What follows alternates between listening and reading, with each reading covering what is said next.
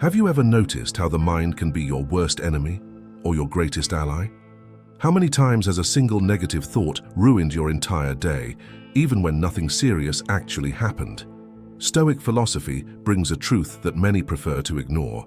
The real problem is not what happens outside, but what you allow to grow inside. And what if I told you that positive thinking is not about being naive, but about building mental strength to turn any difficulty into fuel for your growth? While most people get lost reacting to chance, complaining about fate, or letting their wounded ego take control, the Stoics discovered how to control anger, stay calm under pressure, and achieve inner peace even in the middle of chaos. Marcus Aurelius, Seneca, and Epictetus warned, "Those who do not master their minds are dominated by the world," and that is exactly what you'll learn today: how to train your perception, manage stress, and develop emotional intelligence so you won't be shaken by things unworthy of your energy. So if you're tired of being a prisoner of negativity and want to learn step by step how to make your thoughts your allies, this video is for you. Stay until the end, because what you'll discover here can change your life. Go ahead and subscribe to the channel, leave your like, and share this message with someone who needs it. Now let's dive together into the power of the mind and the ancient wisdom of Stoicism. Stoic philosophy reveals a truth that many overlook. The mind is what truly shapes our reality. Marcus Aurelius said, "The life of a man is what his thoughts make of it." Two people may face the exact same situation, yet each will live it differently depending on how they interpret it. If the mind is trained to see obstacles as opportunities, every challenge becomes training in mental strength, self-discipline, and self-improvement. But when the mind is filled with defeatist thoughts, life quickly becomes an invisible prison. Take, for example, someone who loses their job. A negative outlook sees only failure and despair, while a Stoic outlook sees a chance for renewal, to apply ancient wisdom and to develop new skills. It is the same event, but written by two entirely different inner scripts. This awareness is what allows us to stay calm under pressure, manage stress, and control anger. It's not about denying pain, but about giving it new meaning. The trained mind understands that each fall can be transformed into a step forward. In practice, recognizing the power of the mind means training your inner filter daily. Each thought must be tested. Does this strengthen me or weaken me? This simple pause already gives space for emotional intelligence to act, preventing automatic impulses from taking control. The real secret lies in realizing that it is not the insult, the loss, or the crisis that shakes us, but the meaning we attach to them. Stoic philosophy of life teaches us not to overreact, not to fuel negativity, but to consciously choose where we invest our energy. A practical exercise is to start the day affirming, "My thoughts set the tone for my day." It may sound simple, but this daily ritual works as resilience training, reshaping how the mind interprets reality. Just like an athlete repeats drills until the body acts naturally, the mind needs repetition of good practices until perception becomes sharper, stronger, and more stable. This is how we keep the ego in check, reduce self-neglect, and strengthen mastery of the mind against outside distractions. Often we think we are prisoners of the external world, when in fact we are prisoners of our own interpretations. Epictetus warned that it is not things themselves that disturb us, but the opinions we form about them. If someone insults you, the power to wound lies less in their words and more in the weight you give them. Training this outlook means learning how to deal with insults without reacting impulsively. It is choosing to preserve inner peace even when the outside world is chaotic. And you may be wondering, but is it really possible to train the mind to such a degree? Yes, that is exactly the Stoic path, turning philosophy into daily practice until positive thinking becomes natural, almost like a reflex. With discipline and repetition, every negative thought can be confronted and reshaped. The next step is to recognize that many of these thoughts arise automatically, without a filter. And that brings us to the second key: learning to identify and question negative thoughts before they take root. Much of the negativity we carry does not come from reality itself, but from distorted interpretations that we accept without questioning.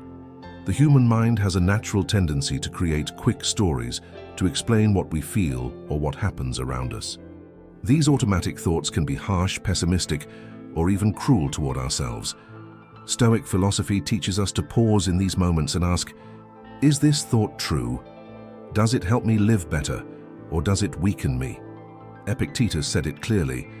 It is not things that disturb us, but the opinions we form about them. This kind of questioning works like a mental filter. Everything useless, exaggerated, or toxic must be discarded, while only constructive thoughts deserve space. Imagine receiving criticism at work. The automatic thought might be, I'm incompetent.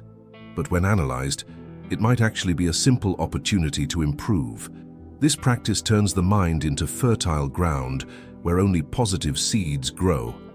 Over time, the habit of questioning transforms automatic negativity into an ally for personal growth and self-discipline. It's like developing mental muscle. At first, questioning negative thoughts feels unnatural, but repetition strengthens mental clarity and resilience. One useful method is writing down your automatic thoughts and rewriting them in a rational and balanced way. This shows that you are not a slave to every thought that appears in your mind. Instead of being shaken by the first impulse, you take back control, the true essence of mastering your mind. A practical example is the trap of social comparison. How often do we scroll through social media and immediately feel less than someone else? That's an automatic thought. But asking, is this fact or just a narrative created by my ego, disarms the negativity. This stops energy from being wasted and redirects focus to what truly matters. Step by step, the practice of questioning weakens destructive illusions and strengthens perception. This process also transforms how we deal with insults. Someone might throw harsh words at you, but they only hurt if you choose to let them define you. Asking, does this truly define who I am, is enough to neutralize the sting. By doing this, you avoid overreacting, conserve your energy, and stay calm under pressure. This is ancient wisdom in practice, proving that the mind can choose what deserves attention. And the more we train this ability, the clearer we see that there is a fundamental boundary. Some things depend on us, and others do not. And it is precisely this boundary, distinguishing what is within our control and what is not, that Stoicism points to as the key to freedom from anxiety and frustration. One of the pillars of Stoicism is absolute clarity about what is under our control and what is not. This distinction, as simple as it may sound, is what frees the mind from much of the anxiety and frustration that consumes it. We have no power over the weather, the economy, the opinions of others, or the randomness of life. But we do have complete control over our choices, our actions, and our thoughts. Marcus Aurelius reminded us that tranquility comes from calmly accepting what lies beyond our reach and focusing our energy only on what we can actually change. Think of a flight delay. Complaining, shouting, or stressing won't make the plane arrive any sooner. What is within your control is how you use that waiting time. You could read a book on ancient wisdom, listen to an inspiring podcast, or practice patience by observing those around you. This shift in focus is the difference between someone who drowns in frustration and someone who transforms a setback into an opportunity for growth. That is the essence of emotional control.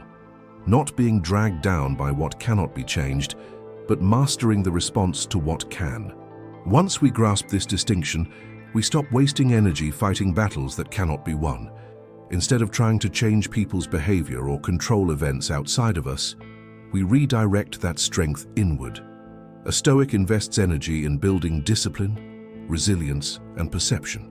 This redirection is powerful because it removes the habit of victimhood and replaces it with action. By doing so, the mind becomes sharper, more focused, and far less vulnerable to negativity. This perspective also brings freedom in relationships. If someone insults you, you cannot control their words, but you can control your reaction. You can ignore them, respond with calmness, or use the moment as training for mental discipline. By doing so, you no longer give away your power. What was once a source of pain becomes a training ground for inner strength. It's like turning every situation into a hidden gym for the soul. In practice, you can apply this daily. Whenever you face a challenge, ask yourself, is this under my control? If yes, act with courage and discipline. If not, let it go without wasting energy. This simple practice is like installing a filter in the mind, one that protects inner peace and channels focus only into fertile ground. Over time, this way of living creates a lighter and more purposeful life, one that grows stronger in the face of chaos. And once we learn to separate what depends on us from what doesn't, something remarkable happens. We begin to notice and appreciate the abundance of what we already have. That leads us naturally into the next step of Stoic positive thinking, cultivating gratitude for the small things. For the Stoics, gratitude was not just a polite gesture or a religious ritual, but a true exercise in reprogramming the mind. When we learn to value what we already have, the air we breathe, the body that sustains us, the people around us, we realize that life is never as scarce as a negative mind makes it seem. The absence of gratitude creates constant comparison and a void that never fills, because there will always be something beyond our reach. But a grateful outlook awakens us to the abundance that already exists. Seneca said that the greatest wealth is to be content with little, and that contentment is not stagnation, but freedom. A practical way to exercise this is to write down 3 things you are grateful for each morning. They can be small: a warm cup of coffee, a conversation with someone you love, or even the chance to wake up with another day ahead. This ritual forces the mind to search for the positive, even when life feels chaotic. With repetition, what once felt insignificant starts to shine, and pessimism loses its grip. Gratitude builds a mental field where negativity cannot take root, because the spirit is always anchored to something good. Lack of gratitude, on the other hand, feeds an insatiable ego. The ego is never satisfied. It always wants more, it always compares, it always complains. And this endless cycle generates stress and frustration. Gratitude breaks that cycle. By choosing to notice and celebrate what you already have, you take back control from the ego and shift toward peace of mind. It becomes easier to regulate your emotions, because envy and frustration lose their power in the presence of appreciation. Gratitude also strengthens relationships. Imagine telling someone you appreciate a gesture they made that you would normally overlook. This not only changes your internal state, but also transforms the energy of the relationship. A simple thank you can dissolve tension, reduce conflict, and build deeper trust. It is a practice of emotional intelligence that creates resilience and harmony in human connections, and it begins with something as simple as noticing the small details. Another practice is to recall before going to sleep 3 good moments from the day. Even if they were small, this prevents your mind from ending the day focused only on problems. Instead, you train it to finish with a sense of gratitude. Over time, this habit works like an inner shield against negativity, because the brain becomes accustomed to seeking the positive in all situations. That is how Stoicism transforms gratitude into a tool of resilience. And when gratitude becomes second nature, something profound happens. Even adversity begins to be seen in a new light. Instead of just complaining about difficulties, we learn to recognize them as opportunities for growth. And this brings us to the next step, using adversity as a tool for training the mind and character. For the Stoic, adversity is not punishment, but training.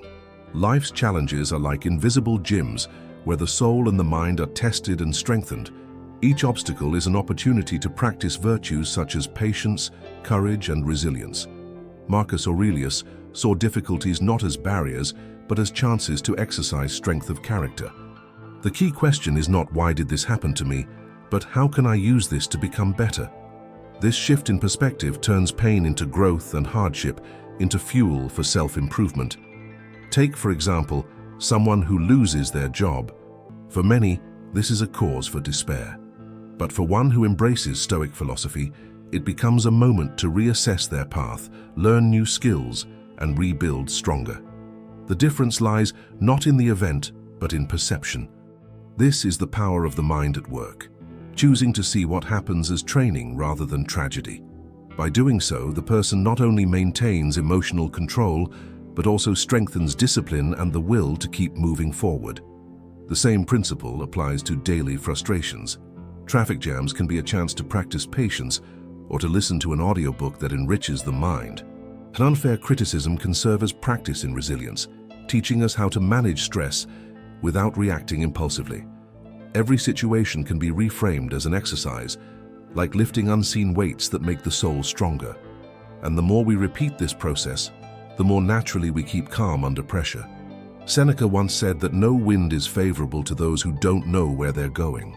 Storms reveal our weaknesses, showing us where we need more discipline and where the ego still shouts too loudly. That knowledge is invaluable. Instead of running from adversity, the Stoic embraces it as a mirror, a chance to discover where growth is needed. Each fall, when faced with wisdom, becomes a map pointing the way towards strength and self-knowledge. Adversity also writes the stories that inspire others. Think about leaders, philosophers, and heroes who became examples not because of easy days, but because of the hardships they overcame. Looking back, we rarely remember moments of comfort, but the battles that shaped us. That is why Stoicism invites us to be grateful even for difficulties, because they reveal our true size and strength. Without trials, how would we ever know what we are capable of? And it is in those very trials that we discover another lesson. Not every reaction deserves to be expressed. Pain teaches us that silence can be more powerful than a heated response, and that self-control is the ultimate strength.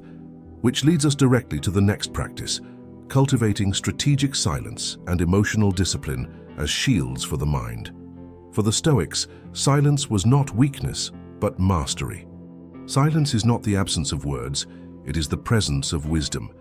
How many pointless arguments could be avoided if we simply had the strength to remain quiet? Seneca said that true strength is shown by enduring without being shaken. Strategic silence is exactly that, the conscious choice not to waste energy on trivial disputes, to keep the ego from taking control, and to protect inner peace, one of the most precious treasures a person can have. Emotional discipline doesn't mean repressing feelings, but deciding which ones deserve to be nurtured and which must be dismissed. It is like tending a garden. Some plants must be watered, others must be uprooted. By choosing not to feed anger, insult, or provocation, we are exercising true mastery over the mind. This isn't passivity, it is emotional intelligence at its highest. Automatic reactions enslave us, conscious actions set us free. A good example is the workplace. How often does someone make a rude remark, and the immediate urge is to snap back? Strategic silence here means not giving in to provocation, but treating it as resilience training. This is where you practice how to control anger and remain calm under pressure. From the outside, silence doesn't look like weakness, it looks like strength. It takes far more power to stay composed than to lash out. Another exercise is to intentionally create moments of silence throughout the day. Turn off notifications, step away from social media, and simply observe your own thoughts. This not only reduces stress, but also strengthens self-discipline. Silence works like rest for the mind, a reset button that brings clarity. And in those quiet moments, insights often emerge that the noise had been drowning out. Inner calm creates outer clarity. Emotional discipline also shows up in daily decisions, choosing not to get angry in traffic, not answering harshly to someone in a bad mood, not carrying grudges for irrelevant comments. Each time you resist an automatic reaction, you add strength to your inner fortress. This ongoing training generates resilience and peace of mind. It is the power of perception at work, recognizing that not every battle is worth fighting, and often silence wins more than words ever could. And once silence and discipline become habits, the mind reaches a new level of serenity. It becomes so steady that even imagining negative scenarios does not disturb it. This leads to another powerful Stoic practice, premeditatio malorum, visualizing hardships beforehand, not as pessimism, but as preparation to face life unshaken. The Stoics practiced an exercise called premeditatio malorum, the premeditation of evils. At first glance, it may sound pessimistic, but in truth, it is one of the most effective ways to build resilience. The practice consists of imagining, in advance, the challenges and losses that could occur, from everyday inconveniences to life's greatest tragedies. By doing this, the mind becomes stronger, because the impact of reality will never be greater than the preparation of the spirit. It is like a soldier training before battle. When the fight arrives, he is not caught off guard. This habit reduces anxiety in the face of the unexpected. For instance, if someone fears losing their job, reflecting beforehand on this possibility allows them to prepare alternatives and strategies. With preparation, fear loses its intensity. The same applies to smaller situations, a traffic jam, a disagreement, or a harsh critique. Anticipating these possibilities does not attract misfortune. It builds inner armor. Nothing feels as overwhelming when the mind has already rehearsed how to respond. Another effect of this practice is the deepening of gratitude for the present. When we reflect on the possibility of losing someone we love, we begin to appreciate their presence far more. By imagining the absence, we heighten the value of the now. Marcus Aurelius often reminded himself of life's fragility, and it was precisely this awareness that gave him urgency to live with virtue and gratitude instead of wasting time in complaint or distraction. A practical way to do this is to set aside a few minutes a day to imagine a negative scenario and ask yourself, how would I respond if this happened? For example, if you think about losing an object, picture yourself staying calm. If you think about receiving an insult, imagine yourself responding with serenity, or not responding at all. This mental rehearsal works like exercise for the soul, and as with physical training, the more you repeat it, the stronger you become for the real challenges of life. Contrary to what some may believe, this practice does not generate negativity. On the contrary, it creates serenity, because the mind learns that everything is temporary and that no external event defines who we are. This training shows us how not to be shaken, even when facing sudden changes, because true strength is built within. By preparing for loss, we learn to live more deeply in the present without fear. And when the mind is no longer dependent on external circumstances, we discover the highest stage of Stoic positive thinking, living according to virtue and purpose. For it is in aligning life with higher principles that positivity stops being fragile optimism and becomes a way of life. The highest form of Stoic positive thinking is not found in motivational phrases, but in aligning life with virtue and purpose. For the Stoic philosophers, true happiness was never about fleeting pleasures, but about living in harmony with values such as wisdom, courage, justice, and temperance. When our actions flow from these principles, the mind finds peace and direction. It is like adjusting an inner compass. Even when storms come, we still know where we are heading. This is the foundation of self-improvement and the ultimate expression of personal growth. A person with clarity of purpose cannot be easily shaken. Imagine someone who chooses to live according to justice. Criticism, mockery, or even material loss cannot deter them, because they know why they act as they do. That kind of alignment produces mental strength that is almost unbreakable. Positive thinking is no longer about seeing the bright side, but becomes the natural outcome of living with integrity and meaning. Marcus Aurelius himself, despite being emperor, reminded himself daily to act according to virtue rather than ego. Living with purpose is also the cure for dispersion. So often people feel lost because they try to please everyone or chase goals that are not truly theirs. Stoic philosophy teaches that clarity of purpose brings calm even under pressure, because there is no need to prove anything to others. A person who lives by virtue is free from the tyranny of other people's opinions, free from circumstances, and free from the constant pull of the ego. That is where true mastery of the mind is found. A practical exercise is to write down your non-negotiable values and each day ask yourself, did my actions align with these values today? If your value is courage, ask, did I act courageously today? If it is discipline, ask, did my choices reflect discipline? This daily examination builds a stronger and more conscious life. Each answer is like placing a brick in the fortress of your character. Over time, purpose ceases to be an abstract concept and becomes lived reality. And when we live this way, positivity is no longer dependent on external events. It springs naturally from within because we know we are on the right path. It is not naive optimism, but quiet confidence born of integrity. This is what allows us to face insults without losing composure, to ignore negativity, and to stop overreacting. Nothing is more powerful than a clear conscience. This is the source of true inner peace and Stoic resilience. At this stage, the circle closes. By training the mind, practicing gratitude, using adversity as training, and aligning everything with virtue, we build a life that is not only positive, but unshakable.